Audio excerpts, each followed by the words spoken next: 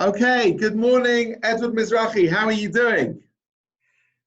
Recovered, much better. Amazing. You look good. You look good. It's wonderful to see you. You know, Thank you. this Thank whole you for having me. it's a real pleasure. This whole series is just an opportunity for members of our community to get to know each other better. Even though we're physically apart, we are virtually getting to know everyone really well. And it's a real honor to have this chance to interview you and get to know you better. So tell us a little bit about your background and maybe Edward Misrahi in 2 minutes. Tell us about your life.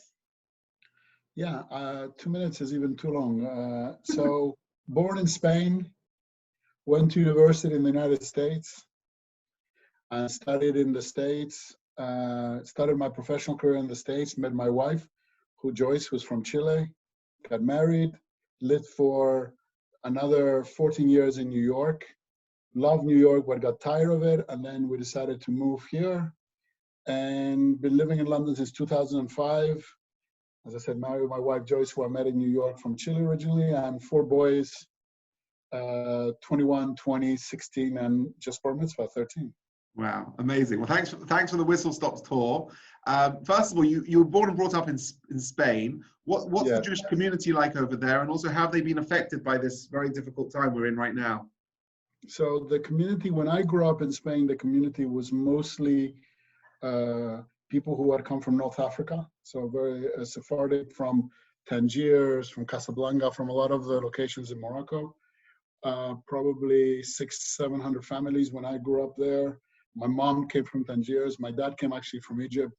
Met my mom in Spain and decided to stay, but he came from a different route. Then in the late 90s and 2000s, we had a lot of immigration from primarily Argentina and South America into Spain. So there was a big growth in, let's say, the Ashkenazi and different approaches, Judaism approach. And so the community now is probably primarily Madrid, Barcelona, and the South. You know, probably 35,000 Jews. When I grew up, it was probably a third of that. Wow. And so it's growing. It's a growing community. It grew. It's kind of been more stable recently, but it grew a lot, as I said, because there was a lot of influx from Latin America. And then over time also, Spain first is a very nice place to live. Weather is very nice. People are very nice. Quality of life is very good. Secondly, for different moments of time, they had good tax deals. So it incentivized some people also to move there too, as you can imagine. I mean, I know Spain's been very hard hit by the whole coronavirus. Are your family all okay? Yeah, my family's okay. Most of my family, I have my mom lives in Spain, and my sister, my older sister with her husband. But early on, they came here to London early on before, because I could see things in Spain were going to get worse, and we were worried about the kind of lockdowns they were going to do, especially for my mom, who is, obviously older, although young, but older. I will make that comment. Good save. But yeah, Spain got really hard. I think I was someone that was worried about this whole situation very early on. I was always stunned by how little they did in Spain for a while, for a country that has an enormous amount of tourism. Sure. Spain is one of the top 5 countries in the world in terms of tourism. And so you can imagine that there were people coming in and out all the time. Sure. And they were being very, very relaxed about it, including there was an enormous public demonstration in Spain, 50,000 people on the streets, like the week before the thing kind of took off. It's crazy. The government was irresponsible. And so, so Spain got really hit, partially, as I said, because I think every country in the world was unprepared. Some countries were more unprepared than others. I think Spain was in the category of more unprepared. And then the medical system got totally overloaded, particularly in Madrid. And so you had an incredible acceleration of cases and an incredible accelerations of deaths very, very quickly. The good news is they finally went into this very, very harsh lockdown. I mean, compared to the lockdown that people have in Spain, in London, we're like free as birds. Sure. And so, but the numbers of deaths were big, but they managed to kind of calm them down. And the health system in Spain has always had a good reputation, but like everything, they didn't have enough ventilators, they didn't have enough PPE, they didn't have enough. All the same issues that you hear in the press here happen in Spain, but now I think they seem to have stabilized it. Tell me something else. Let's move a little bit different direction. You went to America for college. You were in Princeton, phenomenal school, where you studied economics, and then you had a very incredible career at Goldman Sachs. Yeah. I think you were there together with your sister Pamela, both working there at the same time, if I'm correct. Yes, indeed. It's the only reason why they kept me. But then you went off and you worked for some time at Eton Capital. Yeah. And then you started your own business, Ronit Capital. First of all, what an amazing career, what an amazing journey. Why did you leave Goldman's? Why did you start your own business? And why did you call it Ronit Capital? Okay. So, look, I loved my time at Goldman. I've most of the major decisions in my life have been made on just the feeling or a decision, as opposed to kind of a very calculated risk-reward analysis. I took a job at Goldman when I graduated from Princeton because I wanted to go to business school, and they gave you a 2-year job as an analyst, so it was a perfect setup. I didn't even know what investment banks did when I took that job in 1991. Then I started working, and I really liked it, and I really enjoyed it. And they offered me a job after a period of time. And I said, if I go to business school, do I get the same job when I come back? They go, yeah. So I said, okay, I'm not going to business school. And I stayed. And I got very lucky of the people I worked with at Goldman. It was an incredible place at the time. And not that it's not an incredible place now, but it was really a special place at the time. And I loved it. But I am not a person by character. And so I stayed 14 years, became a partner, did well. But my point is, I was never a person that like big firms. I'm not you can look at by a lot of things I do in life, I'm not exactly conformist in things. And so in a big organization, for me, even though I knew how to operate in it, it wasn't really my thing. And so at one moment, I decided that it was time to cut the umbilical cord, because it wasn't exciting me as much anymore. And I always think that, especially in big firms and very successful firms like Goldman, you can decide to stay until the moment at which they ask you to leave, or you can decide to leave when you think is the right time to leave. Right. And it's really hard to leave when you don't have to leave, because you can keep doing more things. But I felt it was the right thing for me. I was young. I wanted to do more things. And then I then went, and Eton Park was a bunch of my ex-Goldman partners together, and that was great. And then at one moment I thought, I wanted to do it a little bit by myself, and so that's when I started Ronit. And so Ronit is interesting. When I started it, I wanted a Hebrew name for the firm, because it's my identity, it's very important for me, etc. But I didn't want to have like a Shlomo Capital or Jerusalem, like something that was like unbelievably in your face dynamic. And so it happens to be that my wife Joyce is Joyce Ronit. Oh wow! It's her Hebrew name, and it was perfect because I called it Ronit Capital. Everybody who understands Hebrew would ask me, "Is it your mom? Is it your sister? Is it your wife?" But people who don't speak Hebrew say Ronit. They don't realize it's a Hebrew word. Sure. You can go a bit incognito if you need to. Now, I'm going to ask you this question because I know everyone watching this is wondering. I can see behind you, there's a picture of Albert Einstein. If you turn your head a little bit, I can see him. And I can see... I have multiple ones. There's another one there. I have all over my office, all over my house, everywhere. Wow, so you're a big Albert Einstein fan. Obviously, you're a mathematician as a hedge fund manager, and you're into banking, and your maths and your quantum physics. But you also have Albert Einstein's hairstyle. Is there any connection? No.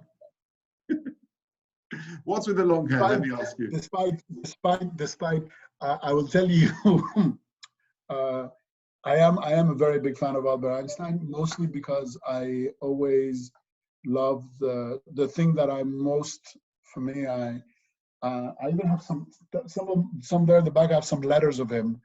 Wow. For me, what's most amazing about him wasn't, obviously the guy is one of the all-time geniuses of the last hundreds of years, but he was a very independent thinker. And for me, that is the most important thing in the way I do everything in life, independent thinking. I don't like, I like to think about things and decide to do them and deal with the consequences of whatever things, but I'm very, very into independent thinking. And he was, to me, the ultimate example, so I have a lot of respect for that. My hair was driven, you will be proud to hear, one of my Daniel, my 16-year-old, was born around Lag BaOmer. Uh-huh. And when he was born, somewhere in New York, a friend of mine says to me, "Are you going to do an upshearing for him?" And at the time, someone said upshearing, and I'm like, "What are you talking about? What is that exactly?" It wasn't something I grew up with. He says, "No, you don't cut his hair for 3 years, and then there's," and so we decided to not cut his hair for 3 years, and we went to Meron in Israel on Lag BaOmer to cut his hair on his, whatever, was crazy trip that we did with my family and everything. And so, and I loved his long hair. I loved it. I thought he was a little, the Rudyard Kipling, the Jungle Boy. I mean, it was unbelievable. And so I decided I would grow my hair with him. And then we did the same thing for my next son. And over time, I'm the one who stayed with the long hair, and they all cut it. So when is your upsharing? Can I come to your upsharing? So I'll give you a very funny story. If you give me 2 seconds to detract from a second. About 5 years ago or 6 years ago, I'm on a plane. Amazing, I was on a plane. Let's see when next time I'm on a plane. I was on a plane. And the guy in front of me happens to be this ex-Goldman partner who was a very senior partner when I joined, when I was a young analyst, and who I had gotten to know as a young analyst. And he remembered me, Kevin, this guy, Kevin Kelly, was a very nice man. Anyway, so I went up to him, I said, "Kevin, do you remember? It's Edward." "Oh my God, Edward." And we talked for about minutes, and then he looks at me and he says, "What's going on with your hair?" Because obviously, you remember at Goldman, at the, especially when I started, everybody was clear cut, everything. And I said, "Yeah, I decided to keep it longer." So he says to me, "If you had been an analyst at the time and you had come in with that hairstyle, I would have gone to your cube, put $20 on your desk, and said, 'Come back in an hour,' with a clear message, go and get a haircut, come back when your hair is fine." And I said to him the same thing I would tell you now. I said, "The good news now is, first, I don't work for you anymore, so you can't tell me to cut my hair. And secondly, if you want me to cut my hair, it's going to cost you a lot more than $20. Fantastic. One day I might do a haircut for charity, because I know a lot of my friends would pay a lot of money to cut my hair. Fantastic. Let me ask you this. I know you say you're a free thinker like Albert Einstein, and every week you have a newsletter that comes out. You've got a newsletter that comes out, Views from the Cave, where you share your views of life, your views and outlook on life.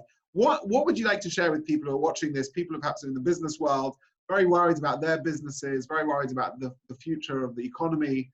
What's your kind of message to everyone? Wow. Well, first, 30 seconds. I give you 30 seconds. Yeah, I'm clearly not qualified to be able to give that kind of advice, for sure. First, I think that there is this. I think the most important thing is, when you get hit by shocks to the system, like what we just got hit, like now, which was unpredictable, of a scale that none of us really fully understand.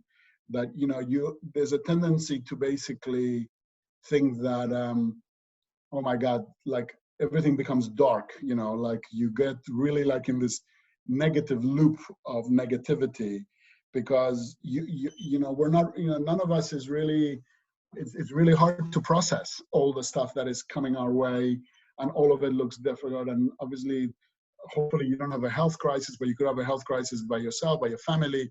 But even forgetting that the health situation, you don't none of us really know how the world is going to look in 6 months. What are we going to do? So I think that there's a tendency sometimes to go into this, negativity loop and viciousness, which I think you have to avoid.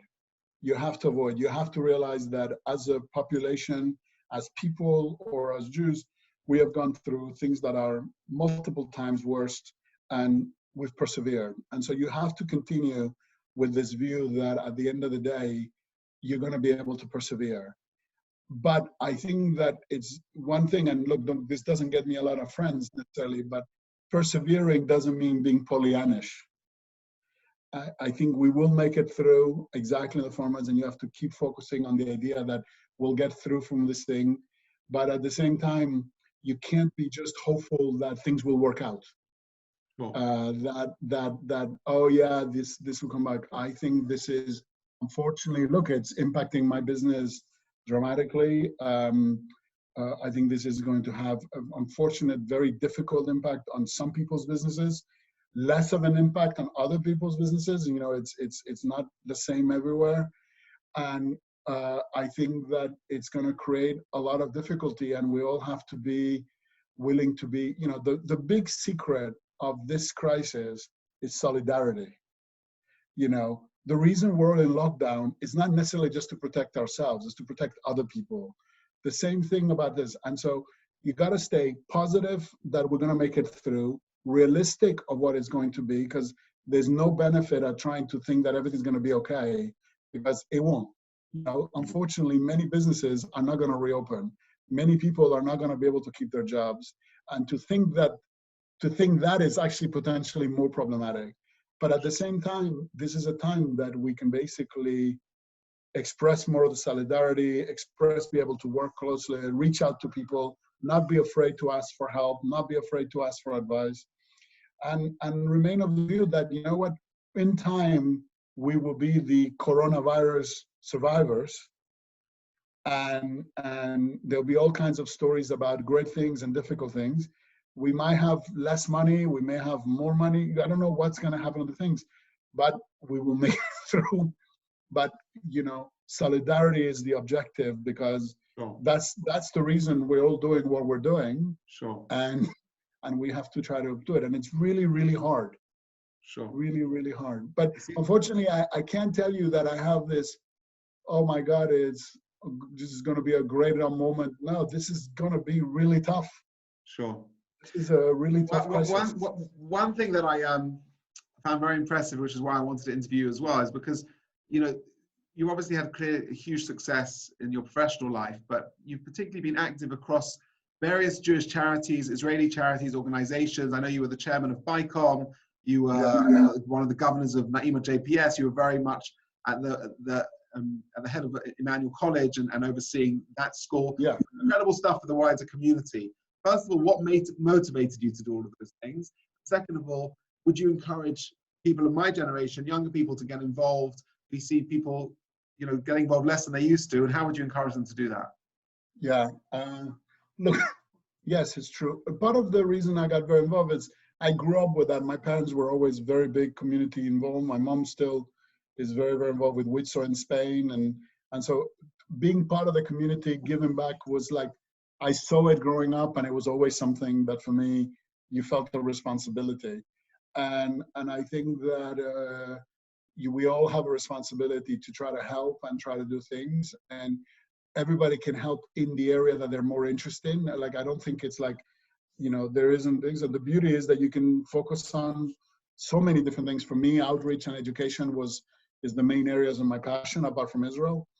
And look, I think that for the young generation, my big comment has always been is, I spoke to a group years ago, and I told them something that I know that I'm sure the guy who invited me to speak didn't want me to say, but I told them anyway, which is, I said, stop trying to change the world. Just change one thing at a time. There's this constant view that if you don't do something ginormous, or I discovered this thing, it's like, what's the point? And Sure. and there's this view that if you're not involved in something that is dramatic, you know, every little thing can make a difference. You never know what the impact can be. And so find something. I think everybody should find something outside of their professional life and outside of their social life, let's say of their whatever they like to do socially, whether it's sports, whether it's reading, whatever it is, that gives them the ability to give back to something that they're into. It can be art, it can be Israel, it can be religion, it can be whatever. I don't really, you know, it doesn't matter. And even if it's small, do it and feel achievement, because that's how you build your own ability to be able to do it. And I personally think a lot of times in the younger generation, there's this aspiration, because you read about people who have done amazing things that have changed the world. It feels like, if I'm not going to choose something like that, what's the point? And I think that you have to realize that little things at the time can make a big difference. I must tell you, I was profoundly inspired watching Elijah's bar mitzvah on Zoom. I think that was a very incredible experience. It must have been a challenging one for you. But just hearing from you, you're an innovator, you're somebody full of amazing ideas, and you're an inspiration, and we're so lucky to have you part of our community. Thank you so much for this opportunity, and I wish you good health. I can only say thank you and Shabbat Shalom, and thank you for having me. All the best. Thank you so much.